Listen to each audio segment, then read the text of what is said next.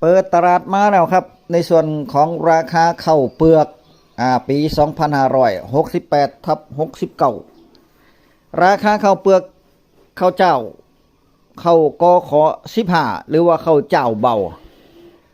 สกลนครเปิดอยู่ที่กิโลละ13.50 บาทเริ่มต้นในการเปิด13.50 บาทก็เท่ากับว่า 13,500 บาทอันนี้เข้าขายสดเด้เข้าขายสดแบบสุกแบบงามๆเด้อสุกแบบงามๆก็คือเข้าขายสดความชื้นบ่เกิน 25% อุบลราชธานีเปิดตลาดเมื่อวานเปิดมาแล้วอยู่ที่ตันละกิโลละ12.50 บาทอุบลราชธานีนี่12.50 บาทก็เท่ากับว่าตันละ 12,500 บาทราคาเข้าขายสดความชื้นบ่เกิน 15% ความชื้นบ่เกิน 15% ในส่วนของจังหวัดอื่นยังบ่ทันได้มีรายงานเข้ามาเนาะครับเนาะในส่วนของจังหวัดอำนาจเจริญก็ยังบ่ทันมียังบ่ทันได้เปิดราคายังบ่ทันได้เปิดราคาตอนนี้อุบลราชธานีอยู่ที่12.50 12.50 นี่ต้องเข้างามๆจักหน่อยเด้เข้างามๆจักหน่อยเนาะครับเนาะบ่แม่นว่าเข้าสุกกล้วยนี่ก็บ่ได้ต้องเข้าสุกแบบงามๆเหลืองอลามเลย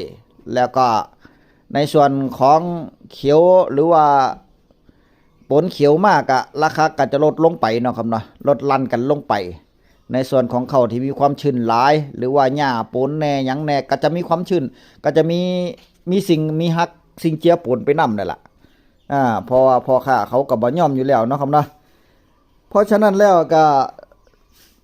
เปิดราคาเมื่อวันที่15ก็คือเมื่อวาน